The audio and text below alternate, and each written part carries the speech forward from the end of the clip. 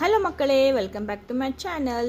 ಇವತ್ತಿನ ವಿಡಿಯೋದಲ್ಲಿ ನಾವು 3ನೇ ತರಗತಿಯ ಕನ್ನಡ ಪುಸ್ತಕವಾದ ಸವಿಕನ್ನಡ ಭಾಗ 1 ಈ ಪುಸ್ತಕದಲ್ಲಿನ ಈಸೂರು ಸ್ವಗತ, ಓಕೆ, ಪಾಠ 6 ಈಸೂರು ಸ್ವಗತ.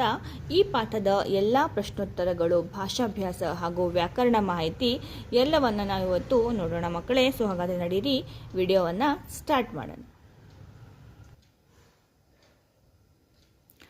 ಫಸ್ಟಿಗೆ ಅಭ್ಯಾಸದಲ್ಲಿ ನಾವು ಮೊದಲನೆಯ ಮುಖ್ಯ ಪ್ರಶ್ನೆಯನ್ನು ನೋಡೋಣ. ಒಂದು ಪದ ಅಥವಾ ವಾಕ್ಯದಲ್ಲಿ ಉತ್ತರಿಸು ಅಂತ ಇದೆ.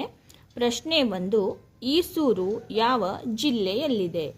ಉತ್ತರ, ಈಸೂರು ಶಿವಮೊಗ್ಗ ಜಿಲ್ಲೆಯಲ್ಲಿದೆ. ಪ್ರಶ್ನೆ 2, ಗಾಂಧೀಜಿಯವರು ಆರಂಭಿಸಿದ ಚಳುವಳಿ ಯಾವುದು? ಉತ್ತರ, ಗಾಂಧೀಜಿಯವರು ಬ್ರಿಟಿಷರೇ ಭಾರತ ಬಿಟ್ಟು ತೊಲಗಿ ಎಂಬ ಚಳುವಳಿಯನ್ನು ಆರಂಭಿಸಿದರು.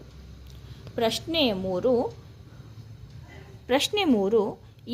ಈಸೂರಿನ ಜನತೆ ಯಾರ ಅಧಿಕಾರವನ್ನು ಧಿಕ್ಕರಿಸಿದರು? ಉತ್ತರ, ಈಸೂರಿನ ಜನತೆ ಬ್ರಿಟಿಷರ ಅಧಿಕಾರವನ್ನು ಧಿಕ್ಕರಿಸಿದರು. ಪ್ರಶ್ನೆ 4, ಈಸೂರಿನ ಜನತೆ ತಮ್ಮ ಹಳ್ಳಿಯನ್ನು ಏನೆಂದು ಘೋಷಿಸಿದರು? ಉತ್ತರ, ಈಸೂರಿನ ಜನತೆ ತಮ್ಮ ಹಳ್ಳಿಯನ್ನು ಸ್ವತಂತ್ರ ಹಳ್ಳಿ ಎಂದು ಘೋಷಿಸಿದರು. ಪ್ರಶ್ನೆ 5, ಈಸೂರು ಜನರ ಘೋಷಣೆ ಏನು?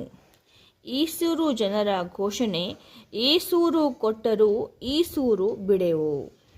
ಪ್ರಶ್ನೆ 6, ಸ್ಥಳೀಯ ಸರ್ಕಾರದ ಅಮಲ್ದಾರ್ ಮತ್ತು ಪೊಲೀಸ್ ಅಧಿಕಾರಿಯ ಹೆಸರೇನು? ಸಾಹುಕಾರ ಜಯಣ್ಣ ಮತ್ತು ಮಲ್ಲಪ್ಪಯ್ಯ. ಪ್ರಶ್ನೆ 7, ಅಗಸೆ ಬಾಗಿಲಿನಲ್ಲಿ ಹಾಕಿದ್ದ ಫಲಕದಲ್ಲಿ ಏನೆಂದು ಬರೆದಿತ್ತು? ಬೇಜವಾಬ್ದಾರಿ ಸರ್ಕಾರಿ ಅಧಿಕಾರಿಗಳಿಗೆ ಈಸೂರಿನಲ್ಲಿ ಪ್ರವೇಶವಿಲ್ಲ ಎಂಬ ಫಲಕವನ್ನು ಬರೆದಿತ್ತು. ಪ್ರಶ್ನೆ 8, ಹೊಸ ಸರ್ಕಾರದ ಅಧಿಕಾರಿಗಳು ಬ್ರಿಟಿಷ್ ಅಧಿಕಾರಿಗಳಿಗೆ ನೀಡಿದ ಆಜ್ಞೆ ಏನು? ಉತ್ತರ, ರಾಜೀನಾಮೆ ಕೊಟ್ಟು ಗಾಂಧಿ ಟೋಪಿ ಹಾಕಿಕೊಂಡು ಈಸೂರು ಸರ್ಕಾರದಲ್ಲಿ ಕೆಲಸ ಮಾಡಬೇಕೆಂದು ಆಜ್ಞೆ ಮಾಡಿದರು. ಪ್ರಶ್ನೆ 9, ಸ್ವಗತ ಎಂದರೇನು? ಸ್ವಗತ ಎಂದರೆ ತನಗೆ ತಾನೇ ಹೇಳಿಕೊಳ್ಳುವುದು. ಈಗ ಮುಖ್ಯ ಪ್ರಶ್ನೆ ಕಾರಣ ಕೊಡುವಂತ ಇದೆ.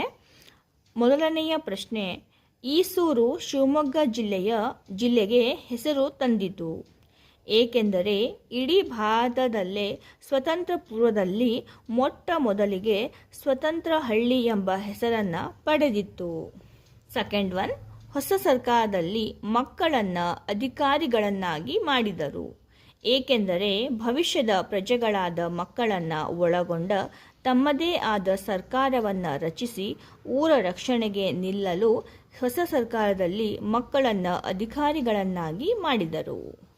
ಈಗ ಮುಖ್ಯ ಪ್ರಶ್ನೆ ಬಿಟ್ಟ ಸ್ಥಳವನ್ನು ಸರಿಯಾದ ಪದದಿಂದ ತುಂಬು ಅಂತ ಇದೆ. ಮೊದಲನೇದು, ಅಧಿಕಾರಿಗಳು ಕಂದಾಯ ವಸೂಲಿಗೆ ಖಾತೆ ಕಿದ್ರಿ ಪುಸ್ತಕಗಳೊಂದಿಗೆ ಬಂದರು. ಸೆಕೆಂಡ್ ಒನ್, ದೇವಸ್ಥಾನದ ಮುಂದೆ ಗುಪ್ತ ಸಭೆ ನಡೆಸಿದರು. ಥರ್ಡ್ ಒನ್, ಅವರಿಗೆ 50 ರೂಪಾಯಿ ದಂಡ ವಿಧಿಸಲಾಯಿತು. ಮುಖ್ಯ ಪ್ರಶ್ನೆ ಸರಿ ತಪ್ಪು ಗುರುತಿಸಿ ಅಂತ ಇದೆ. ಫಸ್ಟ್ ಒನ್, ಪಟೇಲ, ಚನ್ನಬಸವಯ್ಯ ಮತ್ತು ಶಾನುಭೋಗ ರಂಗನಾಥರಾವ ಸ್ವತಂತ್ರ ಸರ್ಕಾರದ ಅಧಿಕಾರಿಗಳು. ಇದು ತಪ್ಪು. ಸೆಕೆಂಡ್ ಒನ್, ಬ್ರಿಟಿಷ್ ಅಧಿಕಾರಿಗಳು ಗ್ರಾಮ ಪ್ರವೇಶಿಸದಂತೆ ಜನರು ಪ್ರತಿಭಟಿಸಿದರು. ಸರಿ. ಥರ್ಡ್ ಒನ್, ಈಸೂರಿನ ಸ್ವತಂತ್ರ ಸರ್ಕಾರದ ರಚನೆಯನ್ನು ತಿಳಿದ ಬ್ರಿಟಿಷ್ ಅಧಿಕಾರಿಗಳು ಸಂತಸಗೊಂಡರು. ತಪ್ಪು. ಮುಖ್ಯ ಪ್ರಶ್ನೆ ವಿರುದ್ಧಾರ್ಥಕ ಪದಗಳನ್ನು ಹೊಂದಿಸಿ ಬರೆ ಅಂತ ಇದೆ. ಆರಂಭ, ಓಕೆ, ಇದು ಮುಕ್ತಾಯ. ಪ್ರವೇಶ, ನಿರ್ಗಮನ. ಸೋಲು, ಗೆಲುವು. ಧೀರ, ಹೇಡಿ. ಓಕೆ,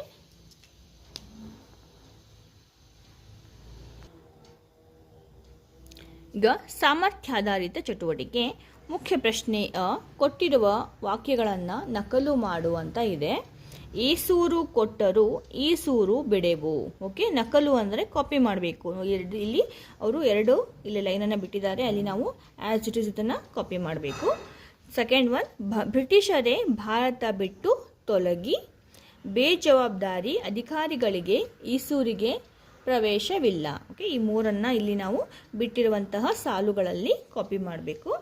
ಮುಖ್ಯ ಪ್ರಶ್ನೆ ಆ, ಇಲ್ಲಿ ಕೊಟ್ಟಿರುವ ವಾಕ್ಯಗಳನ್ನು ಸರಿಯಾದ ಕ್ರಮದಲ್ಲಿ ಬರೆ ಅಂತ ಇದೆ.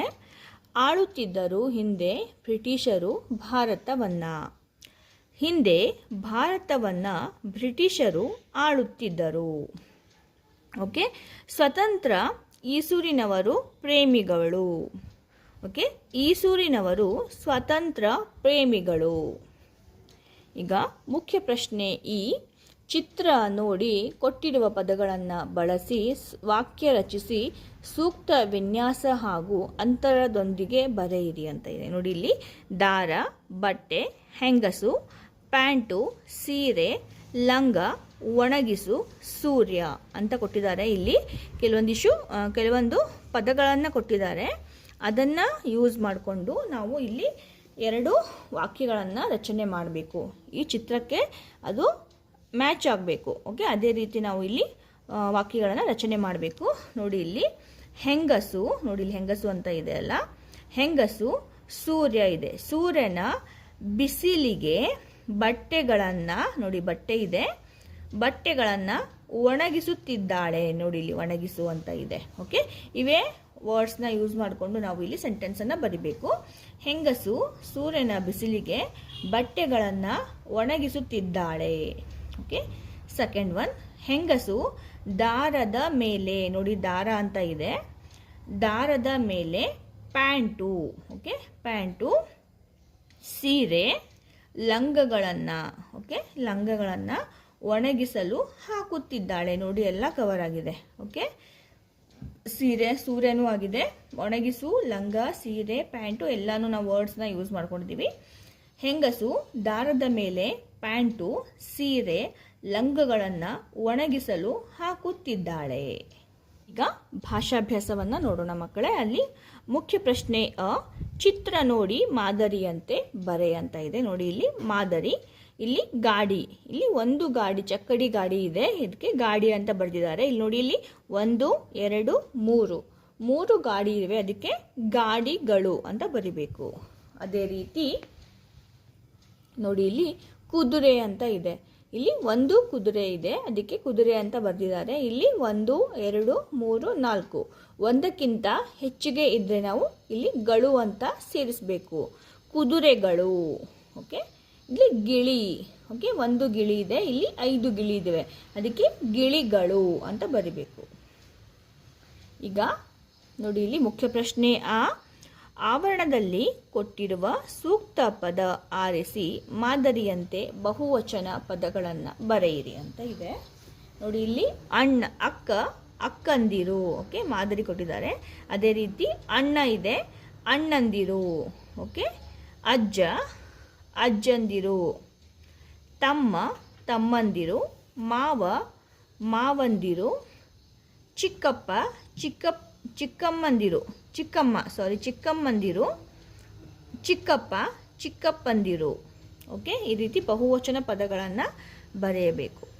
ಮುಖ್ಯ ಪ್ರಶ್ನೆ ಈ, ಚಿತ್ರವನ್ನು ಗಮನಿಸು, ಮಾದರಿಯಂತೆ ಒಂದಕ್ಕಿಂತ ಹೆಚ್ಚು ಇರುವುದನ್ನು ಬಹುವಚನದಲ್ಲಿ ಬರೆ. ಮಾದರಿ ಮನೆಗಳು. ಓಕೆ, ನೋಡಿ ಇಲ್ಲಿ ಮನೆ ಇದ್ದಾವೆ, ಒಂದಕ್ಕಿಂತ ಹೆಚ್ಚು ಮನೆ ಇದ್ದಾವೆ, ಅದಕ್ಕೆ ಮನೆಗಳು ಅಂತ ಬರೆದಿದ್ದಾರೆ. ಜನರು, ಅಂಗಡಿಗಳು. ಓಕೆ, ಜಾತ್ರೆಯಲ್ಲಿ ಇಲ್ಲಿ ಜಾತ್ರೆ ನಡೀತಾ ಇದೆ, ಇಲ್ಲಿ ಜನರು ಇದ್ದಾರೆ, ಮರಗಳಿವೆ ಒಂದಕ್ಕಿಂತ ಹೆಚ್ಚು, ಆಮೇಲೆ ಅಂಗಡಿಗಳಿವೆ, ರಥಗಳು. ನೋಡಿ ಇಲ್ಲಿ 2 ರಥ ಕಾಣಿಸ್ತಾ ಇದೆ, ರಥಗಳು. ವಿದ್ಯುತ್ ತಂತಿಗಳು. ನೋಡಿ ಇಲ್ಲಿ 1 2 3 ವಿದ್ಯುತ್ ತಂತಿಗಳು. ತೋರಣಗಳು. ನೋಡಿ ಇಲ್ಲಿ ಅಂಗಡಿಯ ಮುಂದೆ ತೋರಣಗಳನ್ನು ಕಟ್ಟಿದ್ದಾರೆ, ಇಲ್ಲೇ ಎಲ್ಲ, ಸೊ ಅದಕ್ಕೆ ತೋರಣಗಳು. ಓಕೆ, ಭಾಷಾ ಚಟುವಟಿಕೆ, ಅದರಲ್ಲಿ ಮುಖ್ಯ ಪ್ರಶ್ನೆ ಅ, ಇಲ್ಲಿ ಕೊಟ್ಟಿರುವ ಕೆಲವು ಅನ್ಯ ದೇಶೀಯ ಶಬ್ದಗಳನ್ನು ಓದಿ ತಿಳಿ ಅಂತ ಇದೆ. ಅರೇಬಿಕ್ ಪದಗಳು. ಖಾತೆ ಕಿದ್ರಿ. ಓಕೆ, ಅದು ಪುಸ್ತಕ ಇರುತ್ತೆ. ಒಂದು ಖಾತೆಯನ್ನು ನಾವು ಅಕೌಂಟ್ ಪುಸ್ತಕ ಅಂತೀವಲ್ಲ, ಅದೇ ರೀತಿ ಖಾತೆ ಕಿದ್ರಿ ಅಂತಾರೆ. ಅಮಲ್ದಾರ, ಮೊಕದ್ದಮೆ, ಕಚೇರಿ, ಕುರ್ಚಿ. ಓಕೆ, ಇವು ಅರೇಬಿಕ್ ಪದಗಳು.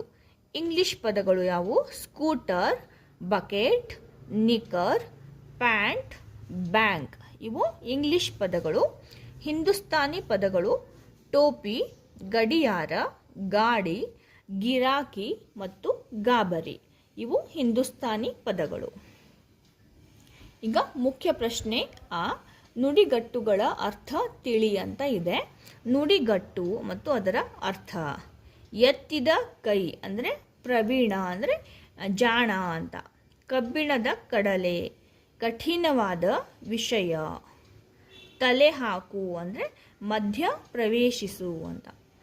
ಎಳ್ಳಷ್ಟು ಅಂದರೆ ಅತ್ಯಲ್ಪ, ಸ್ವಲ್ಪನೂ ಇಷ್ಟ ಇಲ್ಲ ಅಂತೀವಲ್ಲ, ಹಂಗೆ ಎಳ್ಳಷ್ಟು ಇಷ್ಟವಿಲ್ಲ, ಸ್ವಲ್ಪನೂ ಇಷ್ಟವಿಲ್ಲ ಅಥವಾ ಸ್ವಲ್ಪ, ಅತ್ಯಲ್ಪ.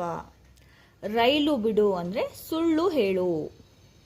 ಈಗ ಕಾಲು ತೆಗೆ ಅಂದರೆ ಹೊರಟು ಹೋಗು ಅಲ್ಲಿಂದ. ಓಕೆ ನೋಡಿ, ಈಗ ಮುಖ್ಯ ಪ್ರಶ್ನೆ ಈ ವಾಕ್ಯದಲ್ಲಿನ ಬಿಟ್ಟ ಸ್ಥಳವನ್ನು ಹಿಂದೆ ಕೊಟ್ಟಿರುವ ನುಡಿಗಟ್ಟುಗಳಲ್ಲಿ ಸೂಕ್ತವಾದುದನ್ನು ಆರಿಸಿ ಬರೆ ಅಂತ ಕೊಟ್ಟಿದ್ದಾರೆ. ರಾಜು ಕೆಲಸ ಮಾಡುವುದರಲ್ಲಿ ಎತ್ತಿದ ಕೈ. ಓಕೆ, ಅವರು ಮಾತನಾಡುವಾಗ ನಾನು ಅನವಶ್ಯಕವಾಗಿ ತಲೆ ಹಾಕುವುದಿಲ್ಲ. ಕೆಲವರು ತಮಗೆ ಗೊತ್ತಿಲ್ಲದಿದ್ದರೂ ಸುಮ್ಮನೆ ರೈಲು ಬಿಡುವರು. ಅಮ್ಮ ಕೆಲಸ ಹೇಳಿದರೆ ನನ್ನ ತಮ್ಮ ಕಾಲು ತೆಗೆಯುವನು ಅಂದರೆ ಅಲ್ಲಿಂದ ಹೊರಟು ಹೋಗ್ಬಿಡ್ತಾರೆ.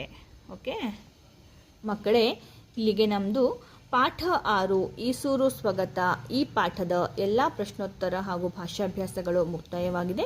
ಐ ಹೋಪ್ ನಿಮಗೆ ಈ ವಿಡಿಯೋ ಇಷ್ಟ ಆಗಿದೆ ಅಂತ ಭಾವಿಸ್ತೀನಿ. ಇಷ್ಟ ಆಗಿದ್ರೆ ಒಂದು ಲೈಕನ್ನು ಮಾಡಿ, ಹಾಗೆ ನಿಮ್ಮ ಫ್ರೆಂಡ್ಸ್ಗೆಲ್ಲ ಶೇರ್ ಮಾಡಿ ಈ ವಿಡಿಯೋ. ಅವರು ಕೂಡ ತುಂಬ ಯೂಸ್ಫುಲ್ ಆಗುತ್ತೆ. ಹಾಗೆ ನಮ್ಮ ಚಾನಲನ್ನು ಸಬ್ಸ್ಕ್ರೈಬ್ ಮಾಡ್ಕೊಳ್ಳೋದನ್ನು ಮರಿಬೇಡಿ. ಮತ್ತೆ ಸಿಗೋಣ ಮುಂದಿನ ಪಾಠದ ಪ್ರಶ್ನೋತ್ತರದೊಂದಿಗೆ. ಅಲ್ಲಿವರೆಗೂ ಟೇಕ್ ಕೇರ್, ಬಾಯ್ ಬಾಯ್.